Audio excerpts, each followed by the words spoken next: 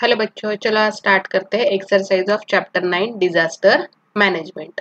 तो क्वेश्चन 1 है, answer the following in your own words. आपके खुद के वर्ड्स में आपको ये आंसर लिखना है। Explain the relation between continuous rain and landslide, give the reason. क्या रिलेशन है कंटिन्यूअस रेन और लैंडस्लाइड में, उसका हमें एग्जाम्पल देना है।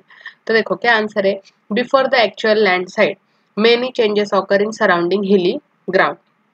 क्या होता है, जो जब एक्चुअल लैंडस्लाइड होने के पहले जो हिली ग्राउंड्स रहता है ना, वहां पे बहुत सारे चेंजेस ऑकर होते रहते हैं। जो हार्ड रॉक्स रहते हैं, the hard rocks develop the crack and crevices. तो जो हार्ड रॉक्स रहते हैं ना, तो उनमें क्रैक्स डेवलप हो जाते हैं और ये नेचुरल भी रहते हैं। These are natural changes but due to man made activity, जो हम एक्टिविटीज करते हैं तो cracks are widen due to erosion. तो ये क्रैक्स क्या हो जाते हैं, बड़े बड़े होते जाते हैं। So these cracks made the big rocks to break into smaller stones. तो ये जो क्रैक्स रहते हैं, तो बिग रॉक्स को क्या कर देते हैं, स्मॉलर स्मॉलर स्टोन में कन्वर्ट कर देते हैं या फिर ब्रेक कर देते हैं। The cracks widen further due to excessive rainfall. तो ये जो क्रैक है ना, ये धीरे धीरे वाइड होते जाते हैं due to the excessive rainfall. And these rocks further get eroded and then fall down along with the soil from slopes. तो ये रॉक से फिर से आगे इरोड हो जाते हैं और इरोड होने के कारण क्या होता है, वो नीचे गिर जाते हैं along with the soil from the slopes. And the entire process is speeded up due to the rain water. तो ये स्पीड अप क्यों होती है, due to the rain water. ये जो एक्टिविटी टोटल जो एंटायर प्रोसेस है, ये स्पीड अप होती है। तो ये रिलेशन हो गया कंटिन्यूअस रेन और लैंडस्लाइड में। अभी नेक्स्ट क्वेश्चन है, prepare a chart showing dos and don'ts at the time of earthquake. Means earthquake आता है तो आपने कौन सी चीजें करनी चाहिए, कौन सी नहीं करनी चाहिए, ऐसा चार्ट आपको प्रिपेयर करने के लिए बोला है। तो देखो, at the time of earthquake dos कौन कौन से रहेंगे, go in the open ground. तो ओपन ग्राउंड में जाओ। Keep the electrical appliances and cooking gas close. जो भी इलेक्ट्रिकल अप्लायंसेस रहेंगे, कुकिंग गैस रहेगा, वो क्लोज रखो। बैटरी या फिर टॉर्च का यूज करो। Stand silently at one place, do not panic और गेट स्कैर्ड। स्कैर्ड मत होना, पैनिक मत होना, साइलेंटली उस सिचुएशन को हैंडल करने की कोशिश करो। देन प्रोटेक्शन लो, कोई हार्ड कवरिंग लो अपने हेड पे या फेस पे, क्योंकि फिर आपका हेड और फेस प्रोटेक्ट हो पाए, अपने फेस को कवर कर लो। एंड इफ इन व्हीकल, अगर आप व्हीकल में हो तो कोई एक सेफ जगह पे जाके उसको स्टॉप कर दो और व्हीकल में ही बैठे रहना, बाहर आने की कोशिश मत करना। ओके, ये हो गए डूज। अभी डोंट्स क्या है कि don't wait in multi storeyed buildings, do not use lift, use stairs to descend. तो कभी भी लिफ्ट यूज मत करना, मोस्टली स्टेयर ही यूज करो जब आपको नीचे जाना हो। और क्या, मोस्टली कभी भी मल्टी स्टोर्ड बिल्डिंग्स का मत करना। Then do not stand near building, trees, electric wires and poles. कभी भी बिल्डिंग, ट्रीज और इलेक्ट्रिक वायर और पोल्स के आसपास मत खड़े रहना। Do not light candles, lantern और माचिस। कभी भी माचिस मत जलाना, कैंडल मत जलाना। And do not sit in uncomfortable posture for a long time. एक ही पोस्चर में लॉन्ग टाइम के लिए मत बैठे रहना जो कि अनकंफर्टेबल हो आपके लिए। तो ये हो गए डूज एंड डोंट्स। अभी नेक्स्ट है, what are the specification of an earthquake proof building. Earthquake proof building के क्या स्पेसिफिकेशन है। तो देखो, earthquake proof building is such that even if earthquake is cause, अगर कभी अर्थक्वेक आता है तो it should not damage to the building due to this earth movement. तो ये जो ऐसी अर्थक्वेक प्रूफ बिल्डिंग है, तो वो इस अर्थक्वेक से डैमेज नहीं होनी चाहिए और कुछ भी अर्थ मूवमेंट हो तो वो एज इट इज रहनी चाहिए। So there are some codes of conduct while constructing such a building. तो वहाँ पे कुछ कोड ऑफ कंडक्ट्स रहते हैं जो कि ये बिल्डिंग कंस्ट्रक्शन के लिए यूज किए जाते हैं। सो जो अभी एडवांस टेक्नोलॉजी है वो मोस्टली यूज होती है अर्थक्वेक रेजिस्टेंस कंस्ट्रक्शन के लिए। The foundation of earthquake proof building is separated from lower land. तो लोअर लैंड से ये सेपरेट की जाती है। And the walls are of light weight और दे आर वुडन। एक तो वो वुडन के बने होते हैं या फिर लाइट वेट रहते हैं। The house constructed with special light material are prefer in earthquake prone regions. तो ये जो हाउस है ये मोस्टली लाइट मटेरियल के बने होते हैं और मोस्टली ये अर्थक्वेक प्रोन एरिया में ही मोस्टली यूज किया जाता है। नेक्स्ट है, explain the effect of landslide. क्या इफेक्ट रहता है लैंडस्लाइड का। देखो, mostly reverse originate in the hill and mountain. जो भी रिवर्स है वो कहाँ पे ओरिजिनेट होती है, हिल्स या फिर माउंटेन्स पे होती है। So when there is landslide, अगर वहां पे लैंडस्लाइड हो जाती है तो रिवर नेचुरली क्या होती है, फ्लड हो जाती है। So rivers naturally get flooded. The path of river line water changes due to landslide. जो वाटर रिवर के अंदर जो वाटर है उसका पाथ चेंज हो जाता है ड्यू टू द लैंडस्लाइड। जो वाटरफॉल्स रहते हैं उनकी भी स्पेस चेंज हो जाती है from original position. New and artificial water reservoir are created. तो अलग अलग न्यू आर्टिफिशियल वाटर रिजर्वायर भी क्रिएट हो जाते हैं। Next, the falling debris, soils and rockets make the trees at the base of hillside uprooted, all the plant life is lost। जो भी soil rock ये जब फॉल डाउन हो जाता है तो क्या हो जाती है, ये ट्रीज क्या हो जाते हैं, उनके अप रूट से क्या होते, बाहर निकल के आते हैं, जिसके कारण उनकी लाइफ लॉस्ट हो जाती है। The construction done by villager on the slope can be totally damage due to landslide. अगर किसी ने कोई विलेजर से अगर उन्होंने स्लोप के यहाँ पे कुछ कंस्ट्रक्शन बनाया हुआ होगा तो वो क्या होता है, लैंडस्लाइड के कारण टोटली डैमेज हो जाता है। और there is huge such a damage to the property as well as to the life. So in few cases like Malin, the entire village was buried due to the landslide and accompanied rainfall। तो rainfall और ये जो landslide था इसके कारण जो मलिन नाम का विलेज था वो टोटली विलेज का डिस्ट्रॉय हो गया था। Transportation is affected as the roads and railway tracks are block due to the debris. जब भी ये लैंडस्लाइड होता है तो उसके कारण क्या हो जाता है, सारे रोड पे रेलवे पे ये रॉक्स वगैरह आ जाते हैं तो उसके कारण ट्रांसपोर्टेशन अफेक्ट हो जाता है क्योंकि रोड एंड रेलवे जो ट्रैक्स है वो ब्लॉक हो जाते हैं। नेक्स्ट है, is there any relation between the damp and earthquake. कोई रिलेशन है क्या डैम और अर्थक्वेक में, होगा तो क्या है वो एक्सप्लेन करना है। तो देखो, there is abundant water stored in the dam. Dam में बहुत सारा वाटर स्टोर किया रहता है। So this water column puts additional weight on the ground. तो ये जो वाटर कॉलम का वेट रहता है वो ग्राउंड पे एडिशनल वेट क्रिएट हो जाता है। So initially there may not be any weight. Starting में वहां पे कोई भी वेट नहीं होगा, but later due to the construction of dam suddenly the pressure of this weight is so high. तो जब कंस्ट्रक्शन होता है तो सडनली क्या होता है, वो ग्राउंड पे जो प्रेशर है वेट के कारण वो प्रेशर बढ़ जाता है, वो बहुत ज्यादा हो जाता है। And this ground experiences the tension due to which it experiences the tension. तो वहां पे टेंशन क्रिएट होता है। So in such area is already earthquake prone. अगर ऐसा एरिया अर्थक्वेक प्रोन है तो क्या होता है, there can be chances of earthquake. So जो चांसेस है वो बढ़ जाते हैं अर्थक्वेक के। So according to the theory of plate tectonics there are continuous movement in the earth surface. तो जो टेक्टोनिक की थ्योरी उसके अकॉर्डिंगली क्या कहा जाता है कि अर्थ के सरफेस में कंटिन्यूअस मूवमेंट होते रहते। So if over such a fragile plates the dams are constructed then the chances of earthquake are insert. So अगर ऐसी जगह पे आपने डैम कंस्ट्रक्ट किया है तो वहां पे अर्थक्वेक होने के चांसेस भी बढ़ जाते हैं। Next, give the scientific reason. It is safer to find shelter under things like a bed table at the time of earthquake. ये सेफ है जब आप शेल्टर लोगे अंडर द बेड और टेबल का अर्थक्वेक के टाइम पे। तो देखो, when earthquake takes place due to the vibration in earth surface there is possibility of roof and wall of house to fall.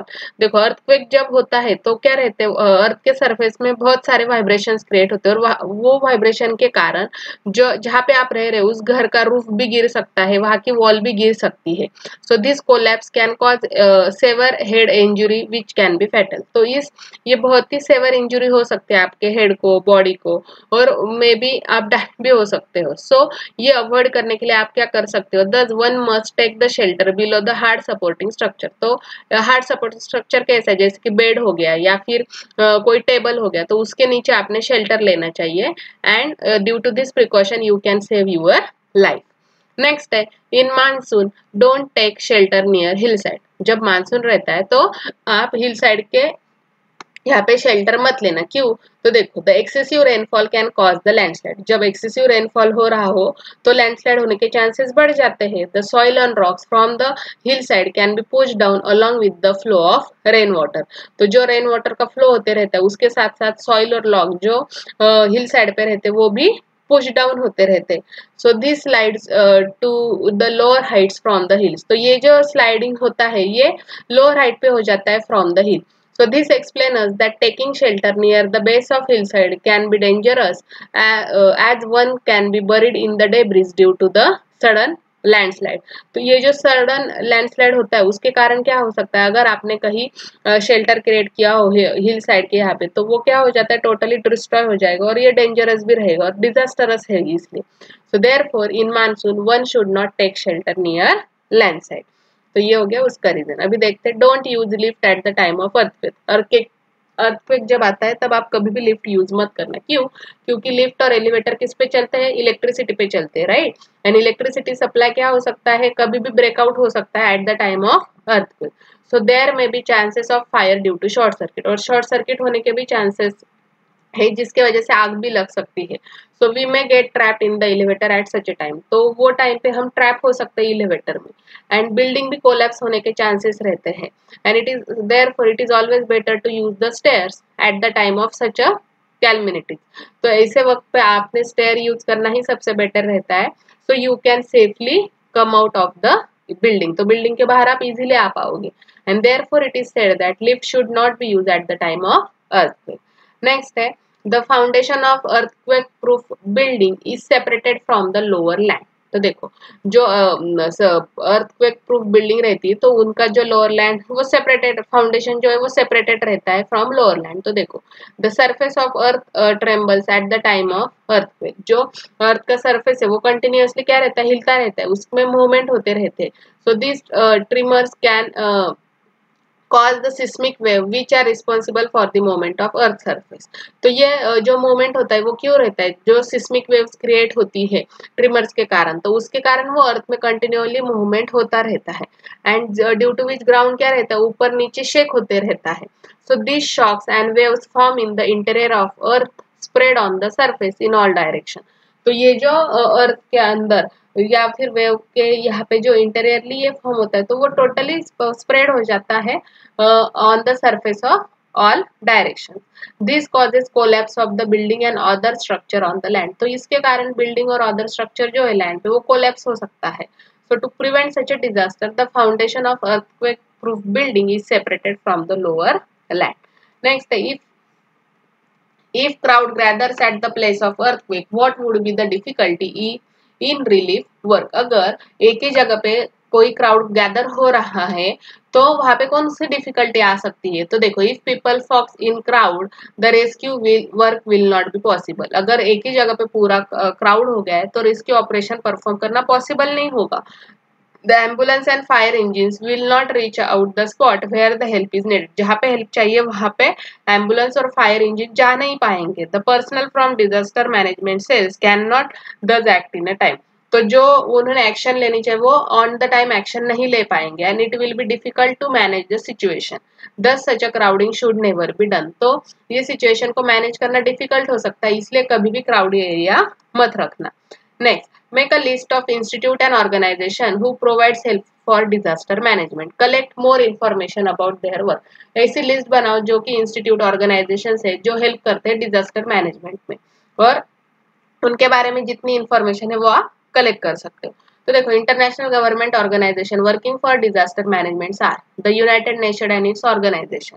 तो देखो तो पहली है United Nation and its organisation. तो उसमें कौन कौन से? The Food and Agriculture Organisation of the United Nation. तो कौन सी है? Food and Agriculture Organisation, that is FAO। So it gives early warning of impending food crisis and keep track of global food supply problem. तो ये क्या करती है? जो फूड रिलेटेड क्राइसिस अगर है एंड वो ट्रैक भी रखती है ग्लोबल फूड सप्लाई का, तो वो हमें अर्ली ही इन्फॉर्म कर देते हैं। The United nation development programme UNDP, it helps disaster prone countries with disaster mitigation prevention and preparedness measures. तो ये है ना जो डिजास्टर प्रोन कंट्रीज रहती है तो उनको हेल्प करती है कि डिजास्टर मिटिगेशन कैसे करना है, प्रिवेंशन कैसे करना है और कैसे प्रिपेयर्ड रहना है मेजर्स के लिए। The World Food Program WFP, it is a main supplier of relief food aid। तो ये relief food aid का main supplier है। Next, World Health Organization WHO, it gives global public health leadership by setting the standards। तो एक globally public health की leadership provide करती है by setting some standards, monitoring health trends, जो अभी चल रहे कौन से ट्रेंड चल रहे हैं हेल्थ में, कौन से ज्यादातर इश्यूज रहते हैं, तो मॉनिटर करने का काम करते हैं। Then providing direction on emergency health issue, अगर कोई इमरजेंसी हेल्थ इशू ऑकर हुए तो वो डायरेक्शंस भी प्रोवाइड करते हैं कि कैसे उसको मिटिगेट करना चाहिए। So WHO's role is to reduce the avoidable loss of life and burden of disease and disability। Next, the International Committee of Red Cross ICRC, it gives physical rehabilitation to people injured by explosive weapon और other type of accident. अगर कोई incidents occur हुए हैं, कोई explosive weapon के कारण अगर कोई इंजर्ड हुआ है तो उनको वो फिजिकल रिहेबिलिटेशन प्रोवाइड करते हैं। The international federation of red cross and red crescent societies IFRC, तो ये कोऑर्डिनेट करती है और हेल्प करती है ऐसे विक्टिम्स तो जो कि नेचुरल और टेक्नोलॉजिकल डिजास्टर से अफेक्टेड हो, और वो रेफ्यूजी भी to refugee and in health emergencies में वो हेल्प प्रोवाइड करते हैं। International non governmental agencies working for disaster management are, तो कौन कौन सी है? सो IRC जैसे कि international rescue committee, so it provides life-saving care and life-changing help to refugee forced to flee from war और डिजास्टर। अगर वॉर और डिजास्टर में कोई लोग हैं जो कि वहां से अफेक्ट हुए तो वो उनको life saving care and life changing help provide करते हैं। Then IMA world health, it is in collaboration with the USAID, the World Bank and many other organization, तो इनका कोलेबरेशन है कि USAID के साथ, देन जो वर्ल्ड बैंक है और जो मेनी अदर ऑर्गेनाइजेशंस है जो कि सस्टेनेबल हेल्थ केयर प्रोवाइड करते हैं उनके साथ ये टाइप है और कोलेबरेशन है उनका। नेक्स्ट है care, it is an organisation fighting global poverty, ये एक ऐसी ऑर्गेनाइजेशन है जो ग्लोबली पॉवर्टी के साथ फाइट करती है। So it works for woman and put efforts to improve their basic education, तो मोस्टली ये वुमन के लिए वर्क करती है, ये एफर्ट्स लेती है कि कैसे उनका बेसिक एजुकेशन इम्प्रूव हो सके, कैसे वो मीन्स अवेयरनेस प्रोवाइड करे रिगार्डिंग द HIV, देन उनका कैसे वो क्लीन वाटर और सैनिटाइजेशन यूज करे, इसके लिए उनका अवेयरनेस इंक्रीज करते हैं। देन वो उनको इकोनॉमिक अपॉर्चुनिटी भी प्रोवाइड करते हैं। So it provides emergency aid to survivors of war, जो वॉर के कारण या नेचुरल डिजास्टर के कारण सर्वाइव कर रहे हैं तो उनको इमरजेंसी एड भी प्रोवाइड करते हैं और उनको लाइफ रिबिल्ड करने के लिए उनको मोस्टली हेल्प की जाती है। Next, Indian organisation and institute working for disaster management are, तो देखो national disaster response force NDRF, ये अपनी इंडियन ऑर्गेनाइजेशन से इंस्टीट्यूट से जैसे कि NDRF हो गया, NDMA हो गया, NIDM हो गया। तो NDRF क्या करता है? So it is the multi disciplinary multi skilled high tech force of the NDMA and capable of dealing with the all type of natural and man made disaster. ये एक ऐसी अपनी ऑर्गेनाइजेशन है जो कि कोई भी नेचुरल या मैन मेड डिजास्टर हो उसके साथ डील कर सकती है। नेक्स्ट है national disaster management authority NDMA, तो NDMA क्या रहता है? It let down the policies, plans and guidelines for the disaster management to ensure timely and effectively response to disaster। तो मोस्टली ये कुछ पॉलिसीज क्रिएट करती है, प्लान्स बनाती है, गाइडलाइंस क्रिएट करती है फॉर द डिजास्टर मैनेजमेंट, सो वो टाइम पे और इफेक्टिवली रिस्पॉन्स कर सके डिजास्टर्स को। देन है National Institute of disaster Management NIDM, तो it has been gives the responsibility for human resource development, mostly इसकी रिस्पॉन्सिबिलिटी क्या है कि it develop the human resources, then capacity building, then training provide करना, research, documentation and policy advocacy in the field of disaster management. तो ये हो गए कुछ इंस्टीट्यूशंस, ऑर्गेनाइजेशंस और उनके बारे में कुछ इंफॉर्मेशन। नेक्स्ट है make a survey of your school according to the plan of disaster management and write the point wise information, तो आपको एक सर्वे करना है आपके स्कूल का, तो ऐसे प्लान करना है कि कोई अगर डिजास्टर आता है तो वो कैसे मैनेज आप करोगे, तो आपको वो प्लान बनाना है और आपको वो पॉइंट वाइज इंफॉर्मेशन लिखनी है। तो देखो अभी आपको यहाँ पे क्या करना है, एक एक्टिविटी बेस्ड क्वेश्चन है तो आपको ये अपने खुद से बनाना है, आपको खुद को ये करना है। तो अभी यहाँ पे मैं सिर्फ आपको ऐसे पॉइंट्स बताऊंगी जो कि आपके प्लान में आने चाहिए। तो देखो क्या क्या पॉइंट्स आने चाहिए आपके प्लान में, जैसे कि प्राइमरी इंफॉर्मेशन ऑफ स्कूल, तो प्राइमरी इंफॉर्मेशन क्या रहती है, जैसे कि it should include the information such as name and address of your school, then who is your head master, then आपके यहाँ पे total number of school staff कितना है, उनके नेम और फोन नंबर क्या है, जो स्कूल मैनेजमेंट कमेटी है उनके क्या नाम है, उनके क्या फोन नंबर है, ये आपको प्राइमरी इंफॉर्मेशन होनी चाहिए। Second, school disaster management committee, आपके स्कूल में जो डिजास्टर मैनेजमेंट कमेटी रहती तो उनके वो सारे मेंबर की आपको इंफॉर्मेशन होनी चाहिए। Next, detail information about the school building, आपके स्कूल बिल्डिंग के बारे में आपको डिटेल इंफॉर्मेशन होनी चाहिए, जैसे कि कितने नंबर ऑफ रूम्स है, क्लासरूम कौन से, वहाँ पे कितने साल हो गए उस बिल्डिंग को, किस टाइप का यूज किया गया है, तो ये आपको इंफॉर्मेशन होनी चाहिए। Next, information about school ground, school में कितने ग्राउंड है, कौन से ग्राउंड है, कहाँ पे प्ले ग्राउंड है, मेन रोड कहाँ पे, ये सब भी आपको पता होना चाहिए, कितना डिस्टेंस है उनका, तो daily routine of school, school का डेली रूटीन क्या है, दैट मीन्स वो कितने आवर्स के लिए स्कूल रहती है, उसका लंच टाइम क्या है, ब्रेक टाइम क्या है, ये सब आपको पता होना चाहिए। Then possible hazards in the school, कि मोस्टली स्कूल में होने वाले पॉसिबल हजार्ड्स कौन कौन से हैं। So it should information such as record of past disaster happen in the school, अगर तो पास्ट में कोई डिजास्टर हैपन हुआ है तो उसकी इंफॉर्मेशन होनी चाहिए। और current planning for overcoming the disaster, तो आगे ऐसे डिजास्टर ना हो तो उसके लिए प्लानिंग होनी चाहिए।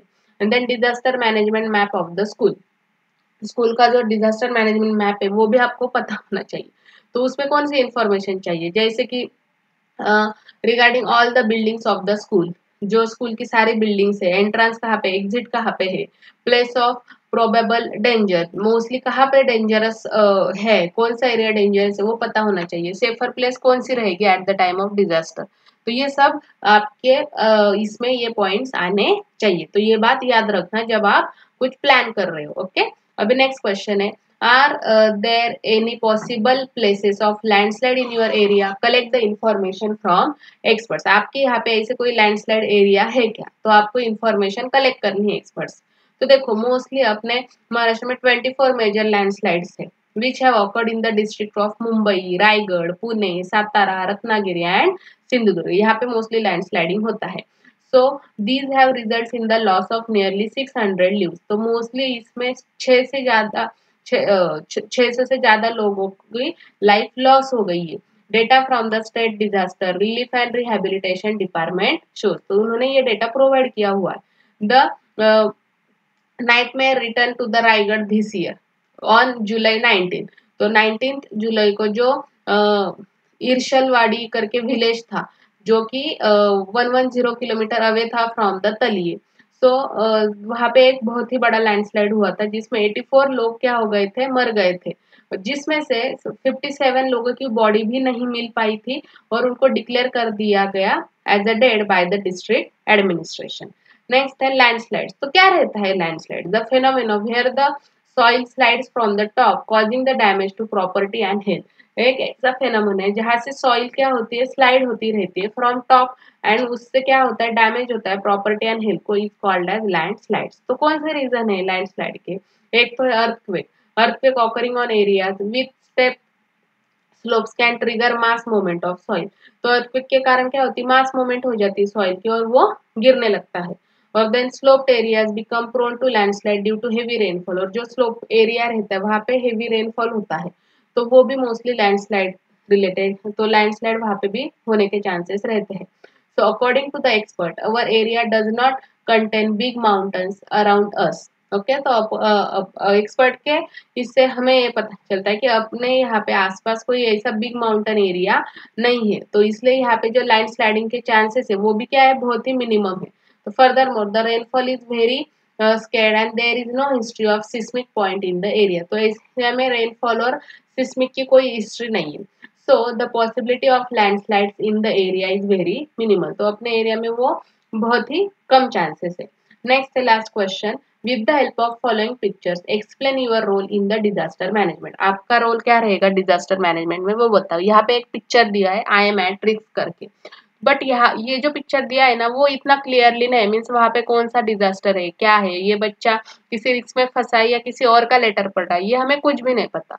तो हम क्या करते हैं, यहाँ पे दो ऑप्शन चूज कर सकते हैं, जैसे कि मान लो कि इसके हाथ में जो लेटर है वो किसी का लेटर है जो पढ़ रहा होगा और वो कोई बोल रहा है कि आई एम एट रिस्क, तो इसको जो मैसेज मिला है उसके अकॉर्डिंगली अगर ये जिसका भी लेटर है उस बंदे को इसने हेल्प करनी चाहिए या फिर कोई बड़े लोगों की हेल्प लेनी चाहिए कि कोई है जो कि आई एम एट रिस्क बोल रहा है, मीन्स वो किसी डेंजर में फंसा हुआ है, या फिर पुलिस की मदद लेनी चाहिए। ये हो गया फर्स्ट ऑप्शन, दैट मीन्स हम बोल सकते कि ये किसी का लेटर पढ़ के इसको किसी का मैसेज मिला और ये उसकी हेल्प करेगा।